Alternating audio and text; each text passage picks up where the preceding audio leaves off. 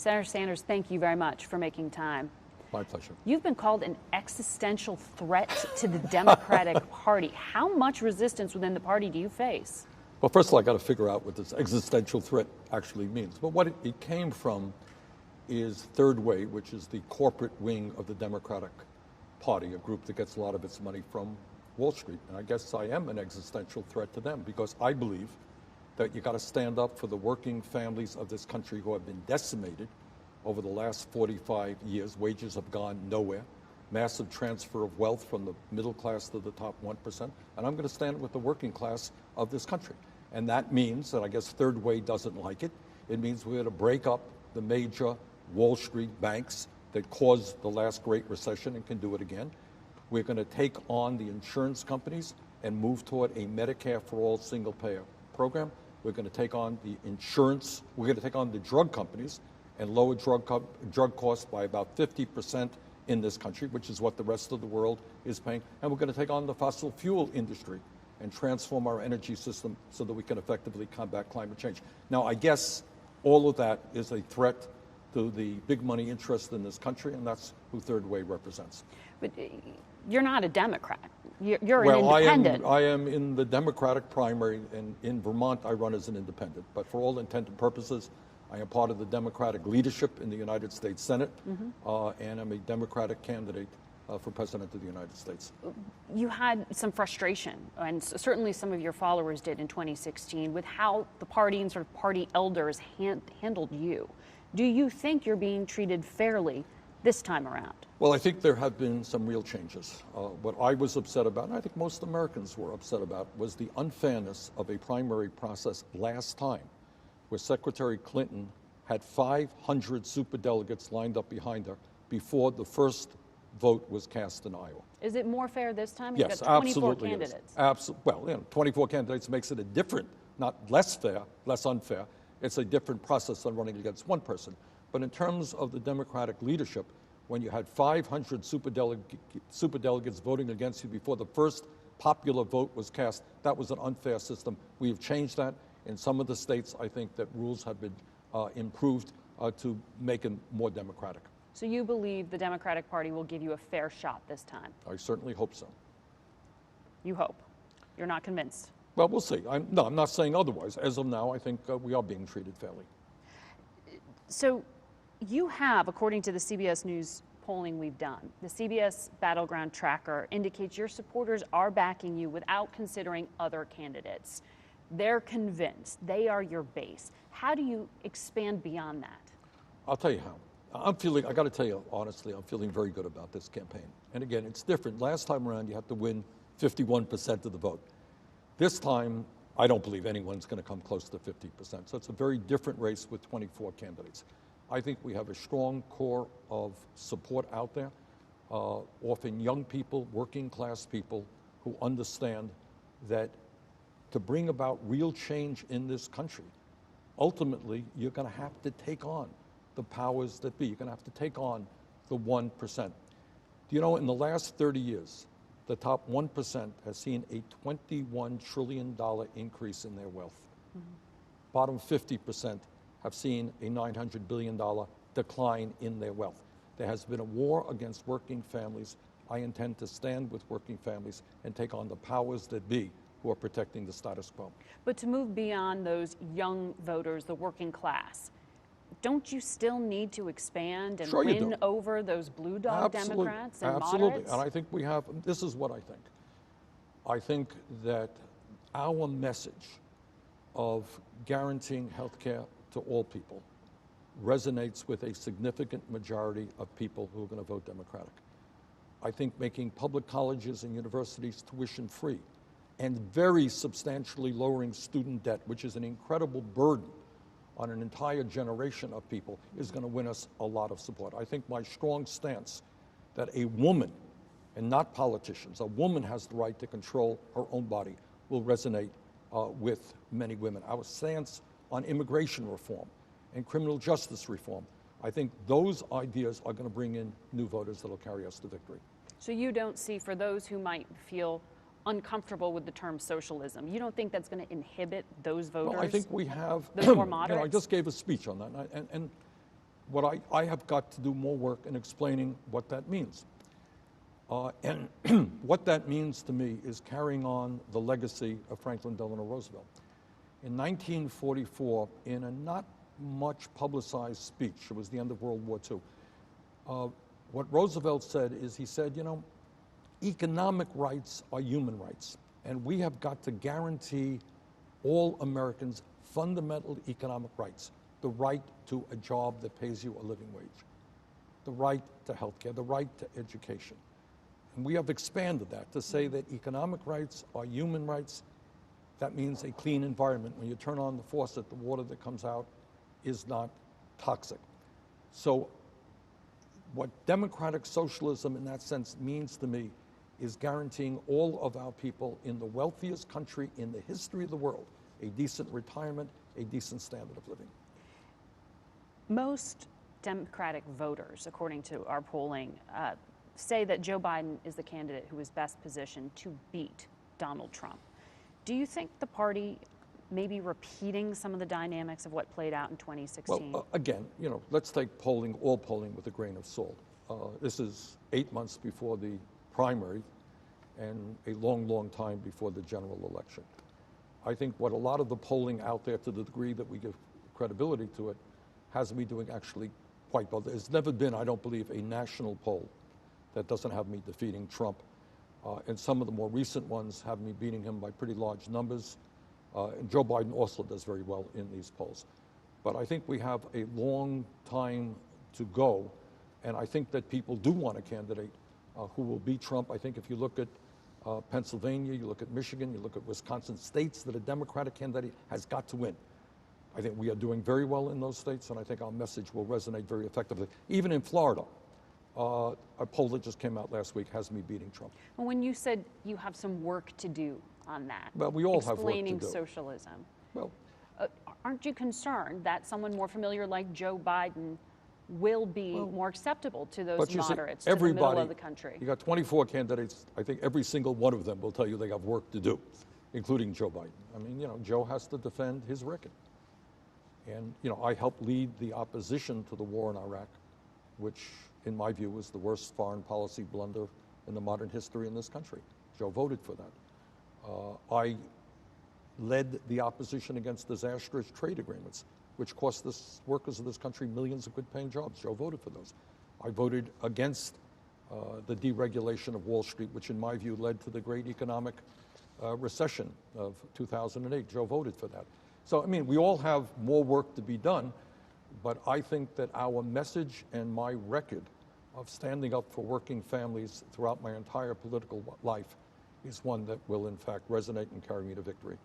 But by the same token, when it comes to that record, President Trump could look at that and say, Bernie Sanders has been in Washington since 1991. If he was going to change, if he had the ability to make the changes he's promising, he would have done something by now. How do you respond to that? Well, I respond in two ways. I mean, we have a pretty good record of accomplishment. And second of all, I am 1 out of 100 members of the United States Senate, and Trump is the president. For example, I led the effort to get the United States out of the Saudi-led intervention in Yemen, which is the worst humanitarian disaster on the face of the earth. It is horrific. Hundreds of thousands of people will die this year if we don't stop that war.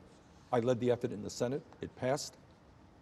Colleagues led it in the House. It passed. Trump vetoed that legislation. I led the effort to stop Trump from throwing 32 million people off of the health care that they currently have by defending the ACA. And by one vote, we managed to stop Trump. So, you know, Trump can say what he wants, but I think most people know, among other things, that Trump lies a whole lot of times. So you don't see that, what you're describing is activism, a consistency of ideology, but is there one thing you would point to say, this is my chief legislative achievement? Well, yeah. I mean, as part of the ACA, we, along with Congressman Jim Clyburn of South Carolina, we put $12 billion over a 5-year period into community health centers, which are now providing 9 million more Americans with not only primary health care, but with dental care, low-cost prescription drugs, and mental health counseling.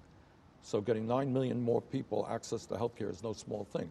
I wrote, along with John McCain, a major piece of veterans legislation. Turned out not to be all that I wanted, but it put $5 billion into the Veterans Administration to make sure that our veterans get the quality health care that they deserve. My amendment exposed the fact that as part of the Dodd-Frank legislation, that Wall Street received not only $700 billion bailout from the taxpayers, but some $14 trillion in low-interest loans from the Fed.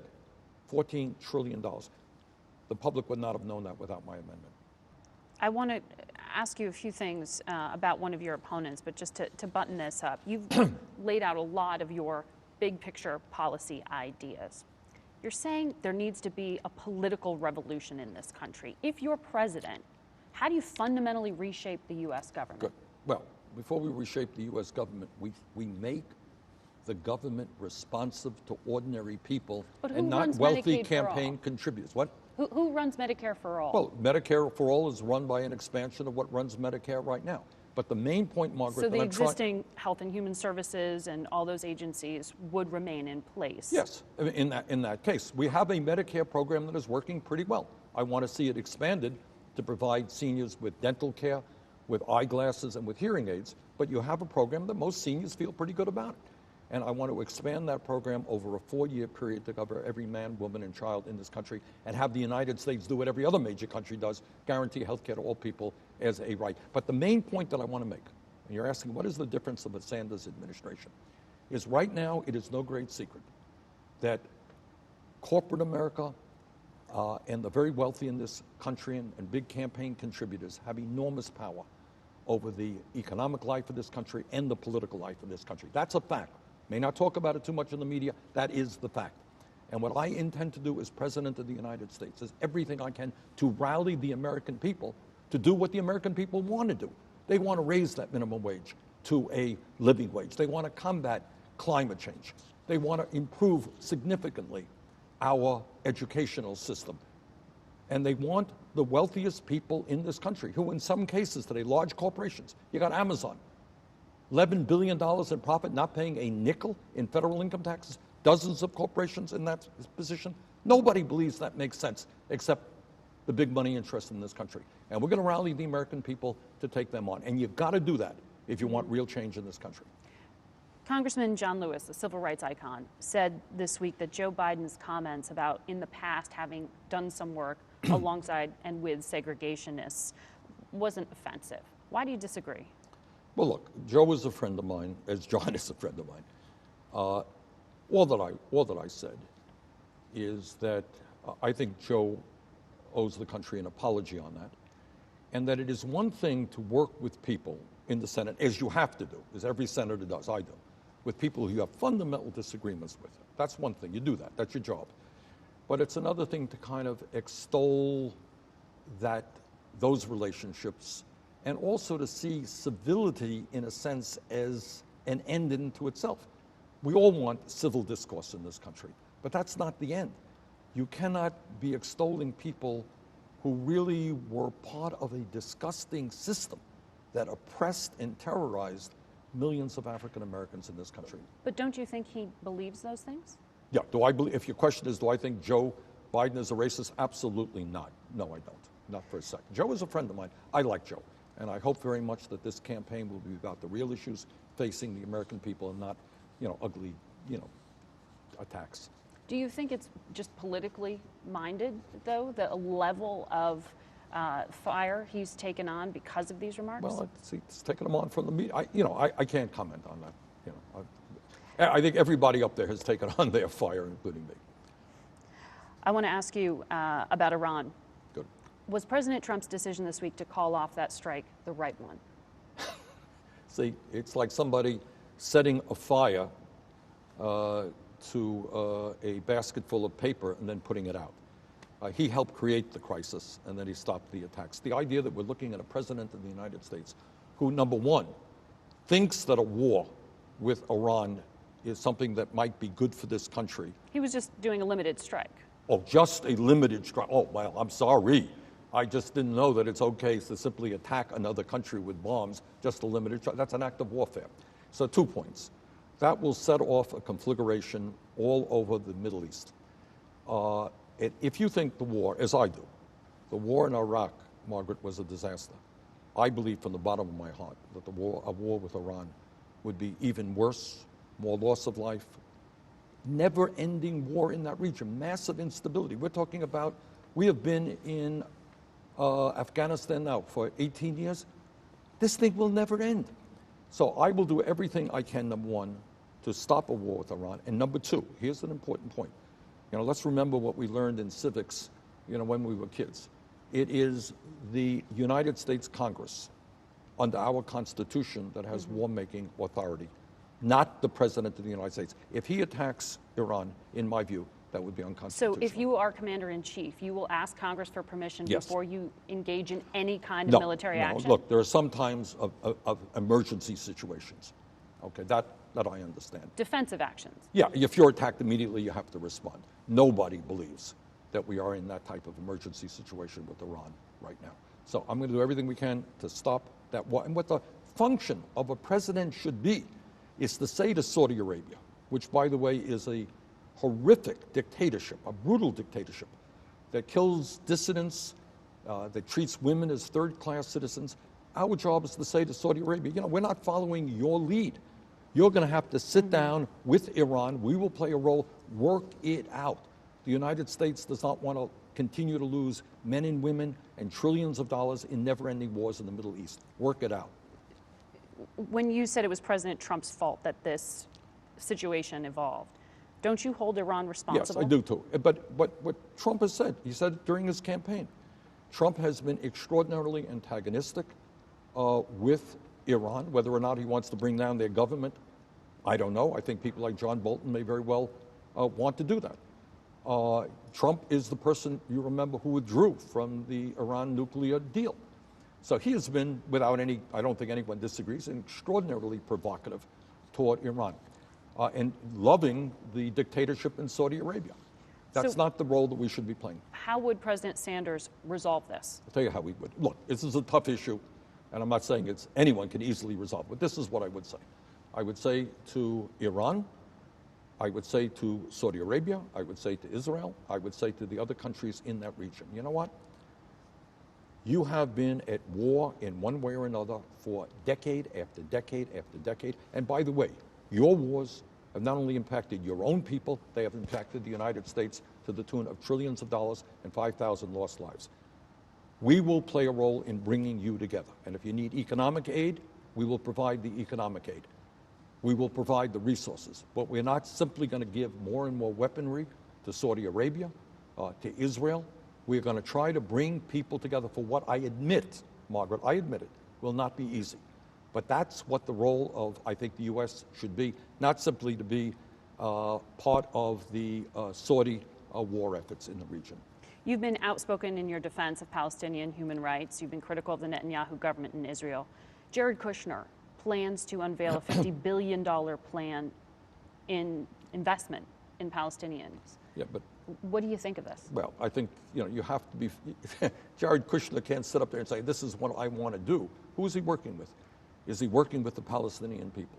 So I think what has to be done is, all I have been in terms of the Middle East is, I believe 100% in Israel's right to exist in peace and security. When I was a kid, I lived in Israel for a while. Okay, I got family in Israel. But I believe that the United States has got to play an even-handed role in the Middle East. Right now in Gaza, for example, it is a humanitarian disaster. You have unemployment rate of 60, 70, 80%. Kids have no life in front of them.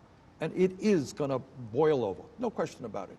You got to deal with that issue. Would you cut aid to Israel if I would sit down, they try to annex the West Bank, as Netanyahu said? I would sit down with Israel and say, look, you get, I don't know what it's, maybe $3 billion a year or something. I don't know what the exact number is. Something like $3 billion a year. And say, look, if you want military aid from the United States, you're going to have to treat the Palestinian people and that region with respect. We intend to work with you to do that. Tons more on that, but I want to make sure we get to immigration. There are ICE raids set to start Sunday morning, estimates of some 2,000 people or so who will be targeted. Is this appropriate? No, it's not. It is absolutely not appropriate. Well, the president says these individuals have broken the law I know. and haven't shown up for court dates. Yeah. But this is a president who also tweeted out last week that he is prepared, I think, to round up millions, was that the word? Millions of undocumented people.